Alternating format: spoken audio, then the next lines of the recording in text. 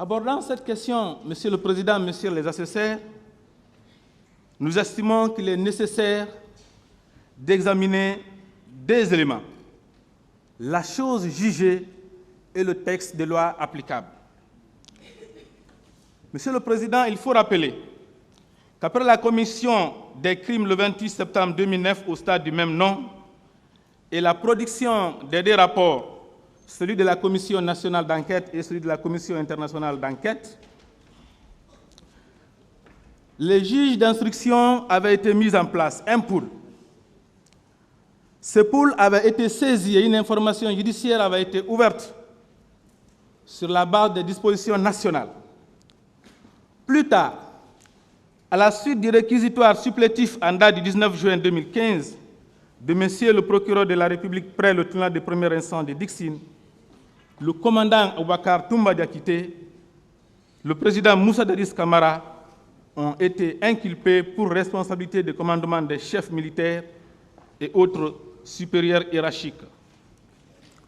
Au terme de leur information judiciaire, le pôle d'AJ d'instruction a rendu le 29 décembre 2017 une ordonnance de réqualification de non-lieu partiel et de renvoi devant le tribunal criminel.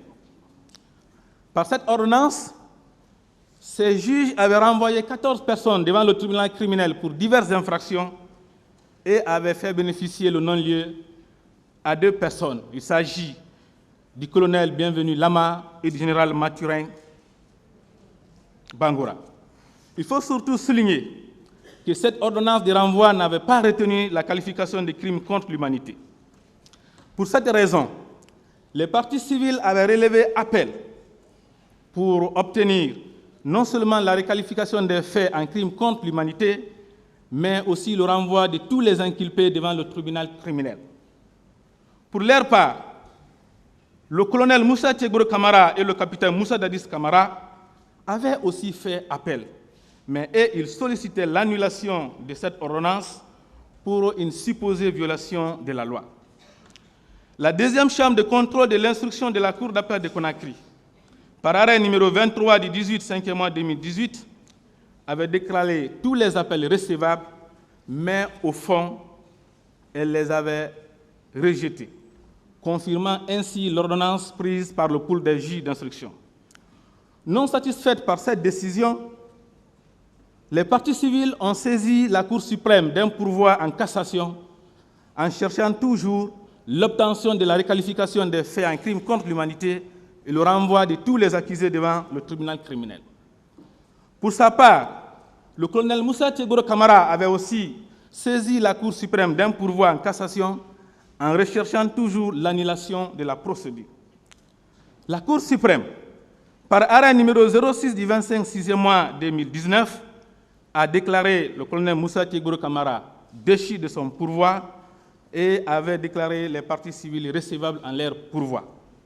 Mais au fond, elle avait rejeté le pourvoi comme non fondé. Ainsi donc, l'arrêt de la deuxième chambre de contrôle de l'instruction de la Cour d'appel de Conakry a été réconforté. L'ordonnance de non-lieu partiel et de renvoi rendue par le pôle des juges d'instruction a aussi par conséquence été réconfortée. Et c'est pourquoi c'est cette ordonnance-là qui a saisi votre tribunal. Monsieur le Président, dans cette situation, est-ce que nous pouvons parler d'une autorité de la chose jugée devant votre tribunal qui est une juridiction de fond? Monsieur le Président, c'est l'organisation peut-être de la justice au niveau de la Cour suprême qui ne permettent pas aux accusés de comprendre qu'en pareille situation, il n'y a pas autorité de la chose jugée. Au niveau du tribunal de première instance, il y a une séparation.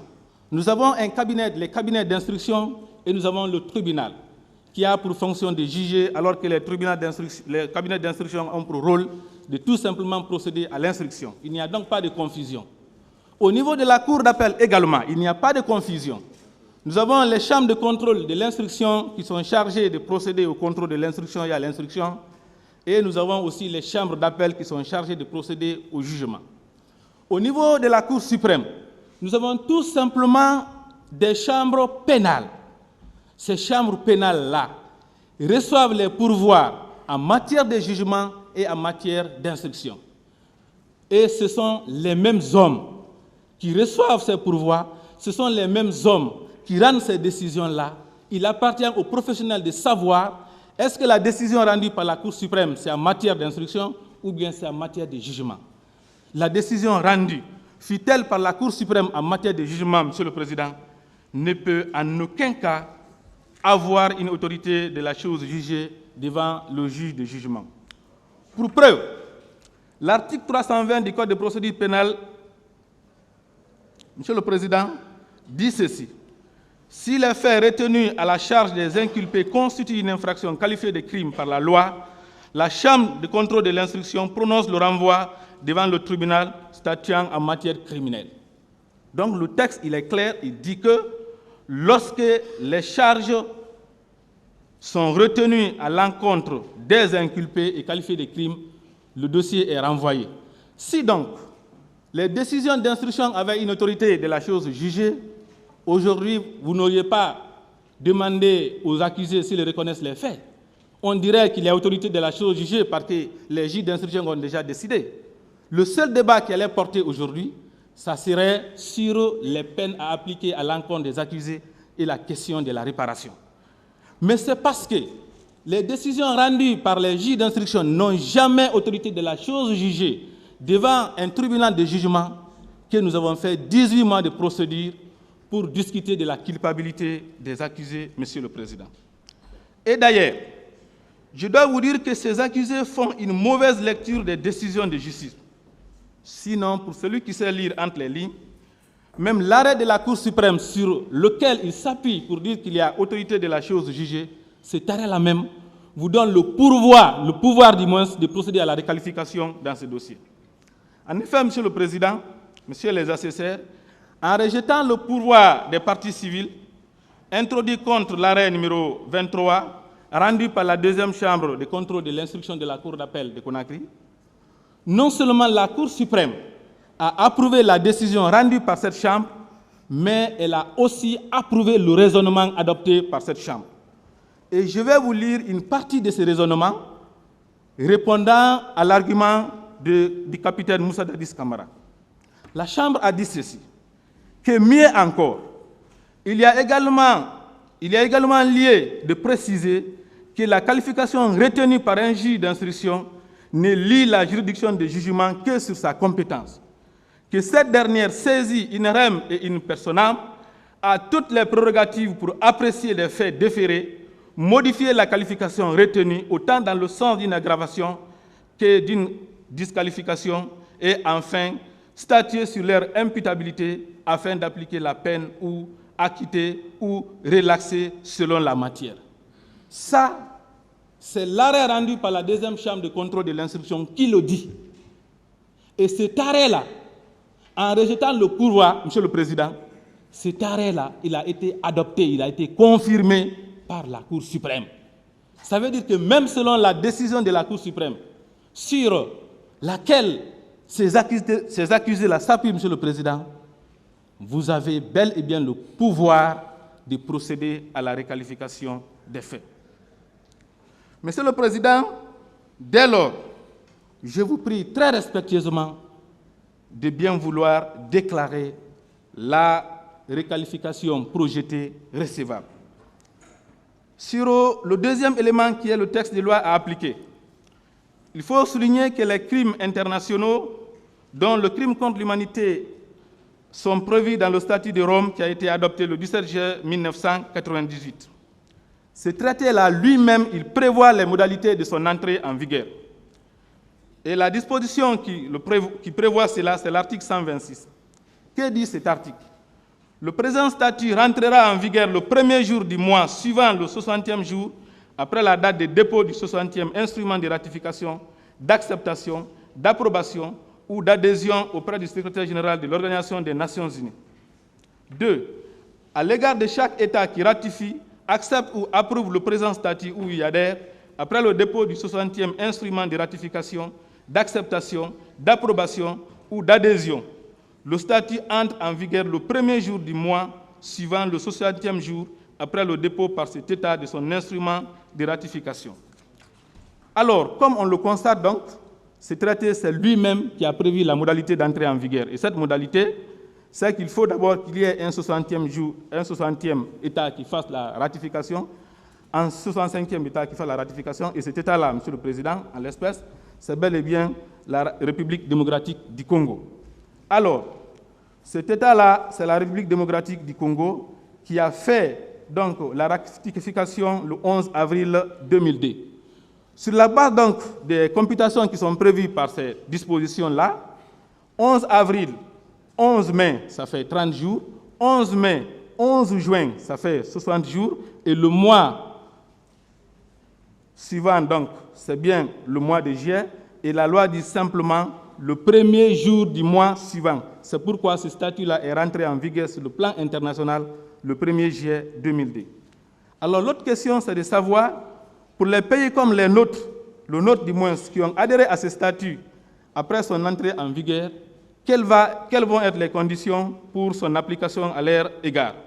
Et là aussi, c'est le même article, le point D, qui règle la situation. C'est toujours le 60e jour après la ratification. Et la loi dit clairement le premier jour qui suit le 60e jour de la ratification. Notre pays, la Guinée, donc, a ratifié le traité le 14 juillet 2003. 14 juillet, 14 août, ça fait 30 jours. 14 août, 14 septembre, ça fait 60 jours. Le mois suivant, c'est le mois d'octobre. Et c'est pourquoi ce traité-là est entré en vigueur le 1er octobre 2003. À partir donc de cette date, la CPI a compétence de connaître les crimes internationaux commis sur le territoire guinéen et commis par les ressortissants guinéens. La question qui pourrait alors rester, c'était de savoir, est-ce que dès lors que ce texte-là est entré en vigueur le 1er octobre 2003, le juge guinéen avait la possibilité de l'appliquer, Monsieur le Président? Alors, est-ce qu'il y a des obstacles dans notre pays, comme c'est le cas pour certains pays? Pour répondre à cette question-là, Monsieur le Président, il faudrait donc voir les dispositions de l'article 79 de la Constitution du 23 décembre 1990, sous l'empire de laquelle la ratification a été faite. Que dit cet article? Les traités ou accords régulièrement approuvés ou ratifiés ont dès leur publication une autorité supérieure à celle des lois sous réserve de réciprocité. De même, il faut également voir l'article 1er du Code civil du 16 février 1983, qui était aussi en vigueur au moment de cette ratification. Et que dit cet article? Les lois sont exécutoires dans toute l'étendue du territoire de la République de Guinée en vertu de la promulgation qui en est faite par le président de la République. Elles seront exécutoires dans chaque partie de la République après leur publication. Et effectivement, Monsieur le Président, Messieurs les assesseurs, ce texte a été, dès que la ratification a été faite, il s'en est automatiquement suivi sa publication au journal officiel. Monsieur le Président, Messieurs les assesseurs, avant de terminer avec cet élément-là, je voudrais souligner que la question de l'entrée en vigueur des traités est aussi réglée par la Convention internationale qui régit le droit des traités. Alors, qu'est-ce qu'il faut retenir alors de cette convention-là? Cette convention règle la question de l'entrée en vigueur des traités internationaux à travers les articles 24, les articles 26 et les articles 27. Je précise qu'il s'agit de la Convention de Vienne de 1969. Alors, je vais vous faire lecture des dispositions de l'article 24 de cette Convention. Elle dit ceci: un traité entre en vigueur suivant des modalités et à la date fixée par ces dispositions ou par accord entre les États ayant participé à la négociation. Dans le cas d'espèce, le statut de Rome lui-même a déjà prévu une modalité d'entrée en vigueur que j'ai expliquée, et cette modalité-là a déjà été remplie. L'article suivant, c'est l'article 26, il dit ceci: tout traité entré en vigueur lie les parties et doit être exécuté par elles de bonne foi. Et le dernier article, Monsieur le Président, c'est l'article 27, intitulé « Droit interne et respect des traités ». Et c'est ce qui nous concerne beaucoup plus. Que dit cet article-là? Il dit ceci: une partie ne peut invoquer les dispositions de son droit interne comme justifiant la non-exécution d'un traité. Monsieur le Président, Messieurs les assesseurs, ceux qui disent que pour que le statut de Rome entre en vigueur en République de Guinée ou pour qu'un traité entre en vigueur en République de Guinée, qu'ils nous disent cela est écrit où? C'est écrit où? Dans quelle disposition nationale? Dans quelle disposition internationale? Vous comprendrez donc, Monsieur le Président et Messieurs les assesseurs, qu'autant dans les dispositions nationales que dans les dispositions internationales, nulle part l'entrée en vigueur d'un traité n'est subordonnée à sa transposition dans le droit interne. Vous comprendrez donc que le statut de Rome, son entrée en vigueur en République de Guinée, ce n'est pas notre code pénal de 2016 qui marque cela. Vous comprendrez également que le statut de Rome était déjà en vigueur et pouvait être appliqué par tout juge guinéen avant la commission du massacre le 28 septembre 2009. Dès lors, je vous prie très respectueusement, Monsieur le Président et Messieurs les assesseurs, de bien vouloir déclarer sur tous les éléments recevables la demande de requalification des faits en crime contre l'humanité. Cependant, la demande de recevabilité d'une demande est une chose, mais son bien fondé en est une autre. Pour savoir si, en l'espèce, la demande tient, permettez-moi de faire un très bref rappel des faits dans ce dossier. Le 28 septembre 2009, à l'appel des forces vives de la nation, la population civile s'est rendue au stade du 28 septembre par milliers. Contre toute attente, les bérets rouges de la garde présidentielle ont débarqué, trouvant sur place déjà les gendarmes, notamment les gendarmes du service antidrogue, la police, les miliciens de Kaléa qui étaient armés de flèches, de coupe-coupe, de couteaux et de toutes sortes d'armes blanches. Ces militaires se sont introduits à l'intérieur du stade, ils ont encerclé le stade, ils ont bloqué toutes les issues, ils ont ouvert le feu, tirant sur la population à balles réelles jusqu'à épuiser entièrement leurs chargeurs. Ces militaires ont découpé les fils électriques qu'ils ont posés sur les murs pour électrocuter et donner la mort à tous ceux qui tenteraient de s'enfuir en passant par les murs. Ces militaires, Monsieur le Président, ont commis toutes sortes de barbaries sur la population civile. Ces miliciens ont poignardé, ces miliciens ont tué, ces miliciens ont éventré, les gens ont été égorgés de la manière la plus publique et de la manière la plus exposée. Et ce qui est encore plus cruel, les femmes ont été déshabillées publiquement pour les humilier. Nous avons assisté à des cas de viol les plus horribles. Et que dire des jeunes, des femmes, des vieilles personnes qui ont été arrêtées, envoyées dans les camps de Koundara, les camps comme le camp Alpha Yaya Diallo, le service de lutte contre la drogue, pour être torturés et être soumis à des traitements inhumains les plus graves. Monsieur le Président, le sang a coulé, il a trop coulé. Les gens sont morts, ils sont trop mal morts. On ne pouvait pas permettre à leurs familles, on ne pouvait pas permettre à la presse, on ne pouvait pas permettre à la communauté nationale et internationale de voir ces corps mal morts. C'est pourquoi on a procédé, Monsieur le Président, à la disparition des corps. Il y a eu trop de morts, on ne pouvait pas permettre à la presse, on ne pouvait pas permettre à la communauté nationale, on ne pouvait pas permettre à la communauté internationale de voir de telles quantités de morts.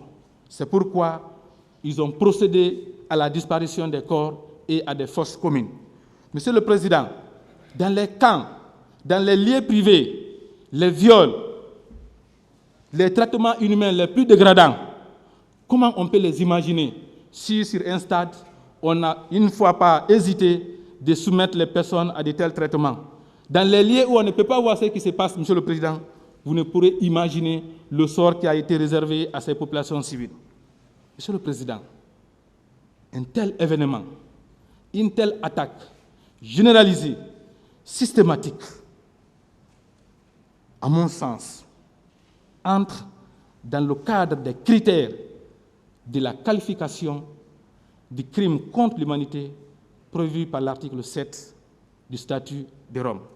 C'est pourquoi je vous prie très respectueusement, Monsieur le Président, Messieurs les assesseurs, après avoir déclaré la demande recevable, de bien vouloir procéder à la requalification des faits en crime contre l'humanité. L'ampleur des faits jugés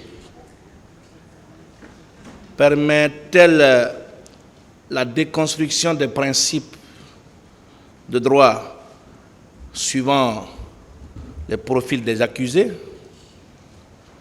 Vous allez répondre par la négative, Monsieur le Président, Messieurs les assesseurs. En conséquence, vous allez convenir avec la défense du capitaine Moussa Dadis Camara que les affaires jugées, y compris par la Cour suprême de Guinée, ne sauraient être débattues à nouveau devant le tribunal de ce siège. Soutenir le contraire serait ôter à la plus haute instance judiciaire du pays la souveraineté qu'elle incarne. Nul ici ne peut ignorer l'importance de la Cour suprême dans la construction de la jurisprudence. Nous avons souvent la fierté, ici, comme dans les amphithéâtres, de citer en exemple, en référence, les jurisprudences de la Cour de cassation française. Mais dans ce prétoire, parce que la jurisprudence de la Cour suprême de Guinée n'arrange pas le parquet, on est venu vous dire, on s'en fout de ce que la Cour suprême a dit. On s'en moque. On piétine la question qui a été tranchée par la Cour suprême. On s'en fout de tout ce qui vient des Guinéens. J'ai entendu dans ce débat le ministère public dit qu'il s'en fout du rapport de la commission d'enquête nationale. J'y reviendrai d'ailleurs.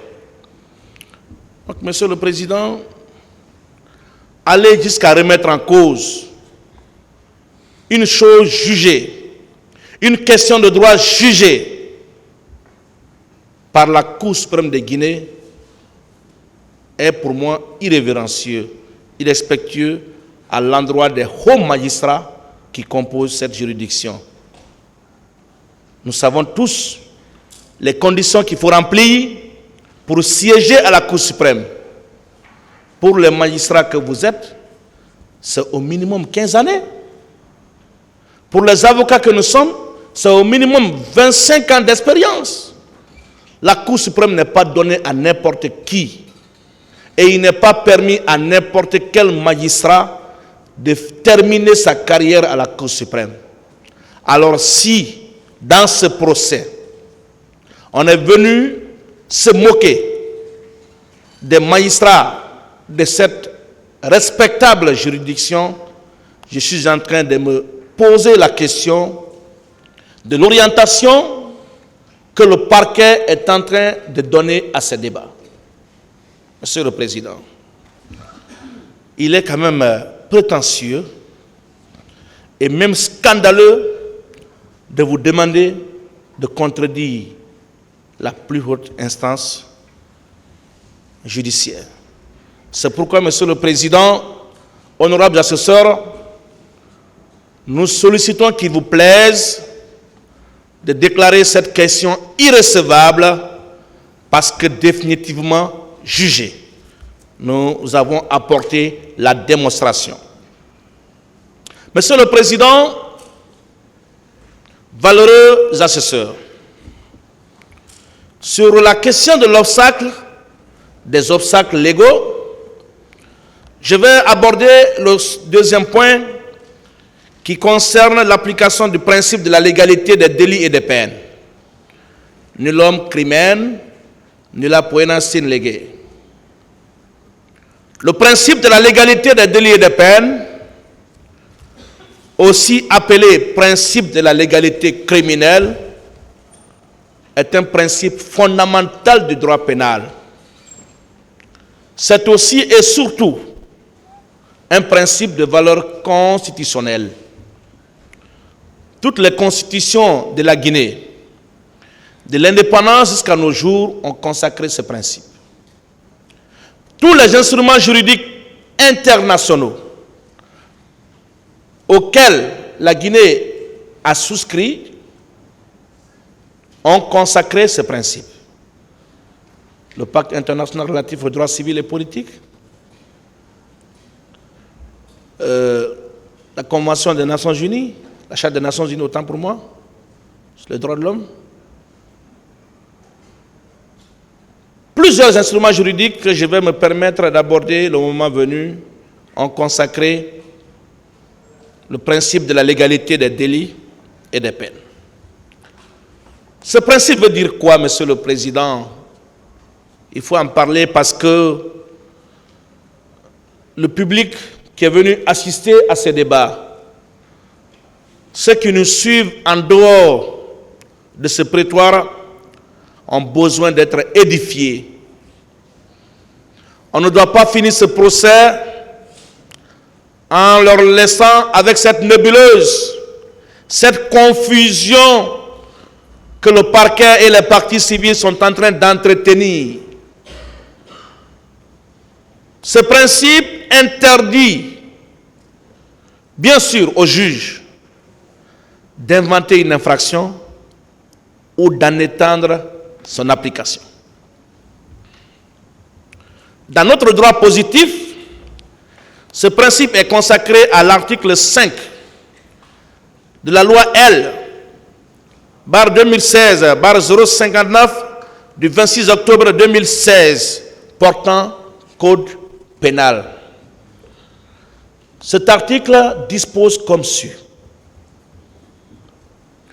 Nul ne peut être puni pour un crime ou pour un délit dont les éléments ne sont pas définis par la loi. C'est vrai que la Guinée a signé et ratifié le statut de Rome bien avant les événements du 28 septembre 2009. Mais c'est aussi une vérité et c'est incontestable qu'avant le 28 septembre 2009, la Guinée n'avait pas pris de dispositions pour internaliser les infractions contenues dans ce statut dans le corpus législatif guinéen. Ce qui fait que l'entrée en vigueur de ce statut n'impliquait que l'engagement de la Guinée au niveau international. En français facile, ça veut dire que les crimes relevant de la compétence de cette juridiction commis en Guinée pouvaient être déférés devant cette juridiction sans aucun obstacle. Ça veut dire, en français facile, que la Guinée était tenue, dans le cadre du traitement des dossiers pendants devant cette juridiction, d'apporter sa coopération judiciaire. C'est ce que ça veut dire, Monsieur le Président. Mais ça ne veut pas dire, contrairement à ce que j'ai entendu ici, et j'aurai l'occasion de revenir, qu'il est permis à votre tribunal d'appliquer directement dans ce dossier le statut de Rome. Monsieur le Président, le principe du contradictoire est ainsi garanti. Aucun accusé ici n'a été interrogé sur les éléments constitutifs des crimes contre l'humanité. Aucun. Aucun accusé ici n'a été interrogé sur les éléments constitutifs de la responsabilité de commandement des supérieurs hiérarchiques et chefs militaires. Ce n'est pas au prononcé de votre décision qui vont être persécutés autrement sur des infractions qui n'ont rien à voir avec celles qui ont été débattues ici. Ce n'est pas par effet de surprise, ce n'est pas possible, eux-mêmes le savent. Je pensais, Monsieur le Président, honorables assesseurs, qu'à un moment, ce parquet allait comprendre, capituler, renoncer à cette demande de requalification parce qu'il sait qu'à ce stade de la procédure, il est impossible, juridiquement parlant, d'envisager la requalification. En tout cas, si c'est le droit qui doit se dire dans ce prétoire. Si c'est le droit qui doit être dit, c'est impossible. Monsieur le Président, Samori a rappelé une abondance de jurisprudence en parlant des arrêts rendus par la Cour de cassation française. Je serais très heureux de citer des arrêts rendus par la Cour suprême de Guinée, mais on n'en a pas en abondance. Le pauvre qui existe dans ce dossier, je suis fier de le rappeler. Nous avons pratiquement les mêmes textes. Nous exploitons les mêmes documents. Nous lisons les mêmes livres. Nous étudions en s'inspirant des documents français. Ce n'est pas un complexe de le dire, de se référer à la jurisprudence française. Parce qu'au moins là-bas, ils nous inspirent. Et Monsieur le Président, c'est tout le monde entier qui vous regarde. J'aurai l'occasion d'y revenir. Ce procès, c'est un des grands événements du siècle. La décision à intervenir sera commentée. Elle sera enseignée dans des universités en Guinée comme ailleurs. Si c'est une décision qui sera inspirée du droit, ça sera à votre honneur. Ça sera à l'honneur de la communauté scientifique guinéenne. Ça sera à l'honneur des universités dans lesquelles vous aviez étudié. Je pense que tous ici, sans exception, nous sommes tous fruits de l'université guinéenne. Je ne parle pas de ceux qui ont fait des études post-universitaires en dehors de ce pays. Même eux ont fini leur année de maîtrise ici avant d'aller approfondir ailleurs. L'université guinéenne ne sera pas fière de l'impertinence de l'arrêt qui sera prononcé par votre juridiction. Vous devez rester collé à la science, au droit. Monsieur le Président, je me permets de ne pas rappeler ces pertinences jurisprudences, rappelées ici par mon brillant et talentueux confrère. Je vais simplement parler d'un arrêt qui m'a intéressé, d'un arrêt qui a été rendu le 16 mai 2007 par la Chambre criminelle de la Cour de cassation française. Dans cette affaire, un prévenu avait été renvoyé devant un tribunal correctionnel pour violence ayant entraîné une incapacité totale de travail supérieure à 8 jours sur une personne chargée d'une mission de service public. C'est une personne chargée d'une mission de service public, et je me permets de répéter, sur une personne chargée d'une mission de service public. Ce prévenu a été condamné par les premiers juges sous cette qualification. La Cour d'appel de Riom, par un arrêt en date du 5 octobre 2006, l'a toutefois déclaré coupable, non pas de violence ayant entraîné une incapacité totale de travail supérieure à 8 jours sur un agent chargé d'une mission de service public, mais sur un agent exerçant les fonctions de gardiennage ou de surveillance d'un immeuble à usage d'habitation, ce qui constituait une circonstance aggravante. Le prévenu s'est pourvu en cassation. Et il a fait valoir devant la Cour de cassation française qu'en qualifiant les faits sans le mettre en demeure de préparer sa défense sur la nouvelle qualification envisagée ou retenue, la Cour d'appel a violé l'article 6 de la Convention européenne de sauvegarde et de garantie des droits de l'homme, qui équivaut chez nous à l'article 14 de la Charte africaine des droits de l'homme et des peuples, et 7, si je me trompe, l'article 14 du Pacte international relatif aux droits civils et politiques, et autant pour moi 14 de la Charte africaine des droits de l'homme et des peuples. Donc, la Cour, dans son arrêt, rendu le 16 mai 2007, a cassé et annulé l'arrêt attaqué. La Cour a retenu que s'il appartient aux juges répressifs de reciter aux faits dont ils sont saisis leur véritable qualification, c'est à la condition que le prévenu ait été mis en demeure de se défendre sur la nouvelle qualification envisagée. Et la Cour a retenu que la Cour d'appel de Riom a violé ce principe en n'invitant pas le prévenu à se défendre sur cette nouvelle qualification.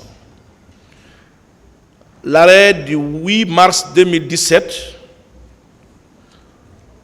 rendu par la Cour de cassation française, je parle de l'arrêt numéro 15 82 657, a également abondé dans le même sens. Monsieur le Président,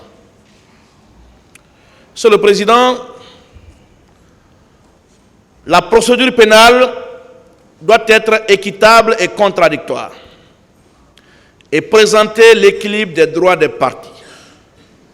Ce sont les premiers mots du Code de procédure pénale. La première phrase écrite dans notre Code de procédure pénale est celle que je viens de rappeler.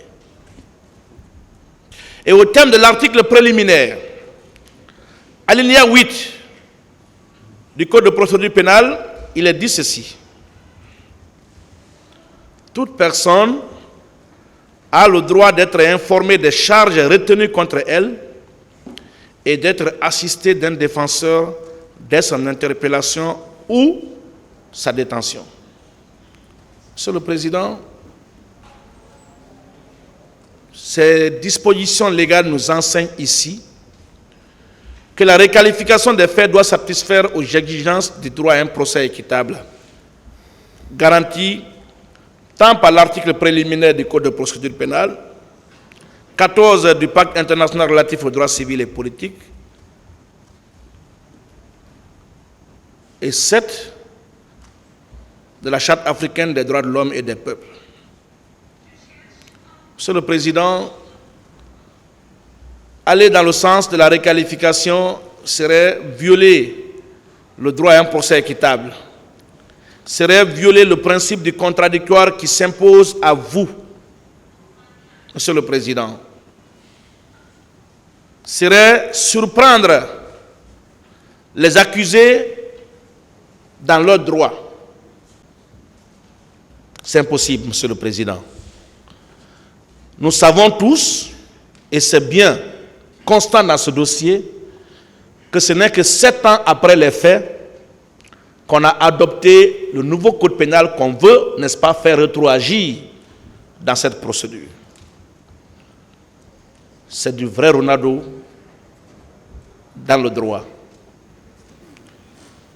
C'est faire le vrai Messie dans la procédure pénale en pensant qu'on peut renverser la pyramide, on peut faire fi aux considérations scientifiques qui doivent guider la conduite de tout le monde ici pour faire porter la responsabilité des crimes à un homme qui ne mérite pas. Monsieur le Président, je l'ai rappelé ici, quand la question a été posée, pour dire à nos voisins d'en face que le code pénal du 26 octobre 2016 est une loi de fond. Ce n'est pas une loi de procédure. Maître Lanciné Sylla, mon brillant et talentueux professeur du cours de procédure pénale, me l'a enseigné Les lois de procédure sont d'application immédiate, mais les lois de fond ne sauraient rétroagir. Ils ont reçu les mêmes cours de droit. Ils enseignent d'ailleurs les mêmes cours de droit. Mais puisque c'est le procès des événements du 28 septembre, il faut trahir ce qu'on a l'habitude d'enseigner aux étudiants pour créer un droit pénal spécialement pour ce procès. Monsieur le Président, dans ce dossier, il est important de rappeler qu'on ne doit pas faire le tailleur. Lors du procès de Ahmed Kanté, procès au cours duquel j'ai découvert Maître Dina Sampil dans son élégance, dans son art oratoire, il a rappelé Maître Abdoulaye Wade, qui a été un de leurs formateurs à Cheikh Anta Diop, qui, pendant la dernière année de fac, leur a dit que vous serez catégorisés en deux groupes. Un groupe sera constitué des juristes tailleurs, c'est-à-dire ceux-là qui interprètent la loi ou l'appliquent en fonction des justiciables ou ceux qui leur font face, et les juristes purs qui font application de la loi à travers la science, à travers les règles objectives, à travers les principes, qui ne tiennent pas compte de la couleur, de la tête ou de l'appartenance communautariste ou quoi que ce soit, de la personne ou du justiciable en face. Il reste scientifique. Dans ce dossier, nous avons affaire avec des tailleurs. Du côté des partis civils, on taille sur mesure. Du côté du ministère public, on est en train de tailler le droit pénal sur mesure, Monsieur le Président. Et je pense que le tribunal ne succombera pas à ces pièges. Monsieur le Président, l'article 6 du Code pénal, loi de fond, vous dit ceci. Sont seuls punissables les faits constituent d'une infraction à la date à laquelle ils ont été commis. C'est le code qu'ils sont en train d'évoquer qui parle comme ça. Sont seuls punissables les faits constituent d'une infraction à la date à laquelle ils ont été commis. Ne peuvent être prononcées que les peines légalement applicables à la date de la décision. Toutefois, les dispositions nouvelles s'appliquent aux infractions commises avant leur entrée en vigueur et n'ayant pas fait l'objet d'une condamnation passée en force de juge jugé lorsqu'elles sont moins sévères que les dispositions anciennes. Ici, on nous enseigne dans le code pénal que les infractions qui n'étaient pas en vigueur à son entrée en vigueur ne peuvent pas, n'est-ce pas, être poursuivies sous la base de ce code. Mais on vous dit en même temps que si la loi nouvelle a prévu des peines douces, on peut, n'est-ce pas, appliquer la nouvelle loi. Mais ce n'est pas dans le cas d'espèce. Ce n'est pas le cas d'espèce. Ce n'est pas le cas d'espèce. On vous parle ici de responsabilité de commandement, de supérieur hiérarchique ou chef militaire, de crimes contre l'humanité. Est-ce que ces infractions étaient incriminées dans la loi du 31 décembre 1998, l'ancien code pénal? Non. J'ai entendu ici le procureur Sidiki, dans ses œuvres, en train de vous dire qu'au nom de ce principe, on peut invoquer l'application du nouveau code pénal. Nous n'en voulons pas, monsieur le procureur. L'article 7 du même code ajoute ceci.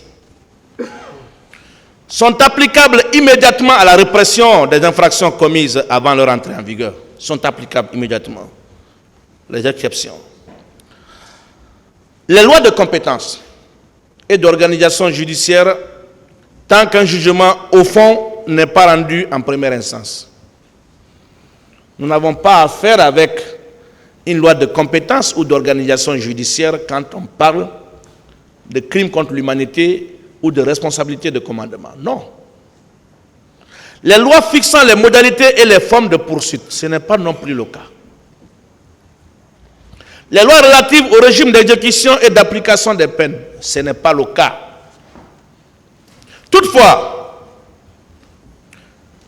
lorsque les lois relatives au régime d'exécution et d'application des peines comportent des mesures plus sévères, elles ne sont applicables qu'aux condamnations prononcées pour les faits commis postérieurement à leur entrée en vigueur. Encore une fois, ce n'est pas le cas. Nous savons quand même,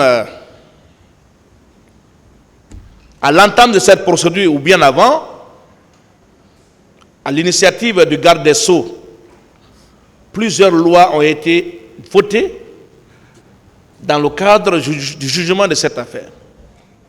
Mais nulle part, on a consacré une norme qui fait échec à l'application du principe de l'égalité des délits et des peines.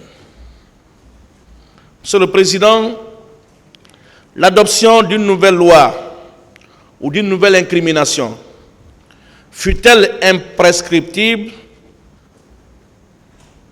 ne permet pas de poursuivre de manière rétroactive sur la base du Code pénal de 2016 les faits commis 7 ans auparavant. Ce n'est pas possible. En clair, et je l'ai dit, je le réitère, les infractions réclamées par le ministère public n'étant pas incriminées à l'époque des faits, cette demande de requalification doit être purement et simplement rejetée. Monsieur le Président, à ce propos, même si on veut se moquer de ces grands magistrats qui ont dit le droit et qui sont à respecter, l'arrêt numéro 23 du 18 mai 2018 de la deuxième chambre de contrôle de l'instruction de la Cour d'appel de Conakry, alors présidée par cette grande dame de la justice, Madame Irène Marie Adjimalis. Cet arrêt nous a enseigné ceci. Je cite. La requalification des faits par le juge pénal est une conséquence du principe de l'égalité tel qu'il est notamment défini aux articles 3 et 8 du Code pénal, en vertu desquels un comportement ne peut être puni que s'il entre dans le champ d'application d'une incrimination avec la conséquence qu'il faut que les faits poursuivis correspondent à l'élément légal. Vous le verrez à la page 12 de cet arrêt. Monsieur le Président,